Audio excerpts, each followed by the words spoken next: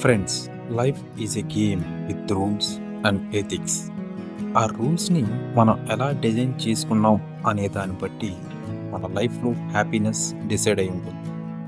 So అలాంటి కొన్ని రూల్స్ని నా వీడియోస్ ద్వారా మీకు షార్ట్ అండ్ సింపుల్గా తెలియజేద్దాం అనుకుంటున్నాను.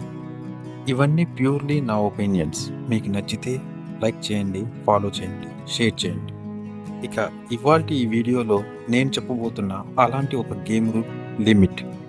మన లైఫ్లోని చాలా ఆస్పెక్ట్స్లో ఈ లిమిట్ అనే రూల్ని అప్లై చేయాల్సి ఉంటుంది. Number 1, food. అది మితంగా తింటే ఔషధం, అమితంగా తింటే విషం. మరీ తక్కువగా తింటే నీరసం. సో లిమిట్లో తీసుకోవాలి. ముఖ్యంగా భోజనం చేసేప్పుడు 20% స్టమక్ ఖాళీ ఉండగానే తినడం ఆపేయాలి. నెంబర్ 2, మాట. మనం ఏది చెప్పినా షార్ట్ అండ్ సింపుల్గా ఉండాలి. పెదవి దాటని మాటకు మనం రాజులం, పెదవి దాటిన మాటకి మనం బానిసలం. సో లిమిట్లో మాట్లాడాలి, ఎక్కువగా వినాలి. Number 3, love on children.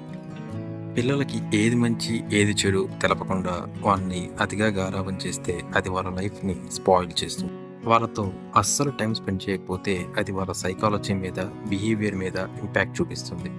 Trivikram స్టైల్లో చెప్పాలంటే, పిల్లలు అనే మొక్కలపై ప్రేమ అనే నీరు తుఫాన్లా ఉంటే ముంచేస్తుంది, కరువులా ఉంటే ఎండిపోతుంది, వర్షంలా ఉంటే కరెక్ట్గా పెరుగుతుంది.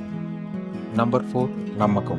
మనం ఎవరిని అతిగా నమ్మకూడదు, అసలు నమ్మకుండా ఉండకూడదు. So keep trust but be alert. Number 5, listening.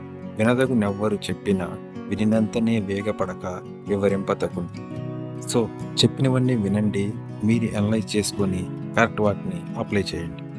Friends, daily మనం యూజ్ చేసే గ్యాడ్జెట్స్ కూడా ఒక టైం లిమిట్లో మాత్రమే యూజ్ చేసుకోవాలి. ఆ తర్వాత వాటిని పక్కన పెట్టేయాలి. ఫైనల్లీ ఈ లిమిట్ అనే కాన్సెప్ట్ మన పెద్దవాళ్ళు ఎప్పుడో ఆచమనం అనే పాయింట్ ఆఫ్ వ్యూలో చెప్పింది. పూర్తిగా మూస్తే ఏది పొందలేము, పూర్తిగా తెరిస్తే ఏది నిలబడదు. Thank you for watching this video. For more videos, please follow and subscribe.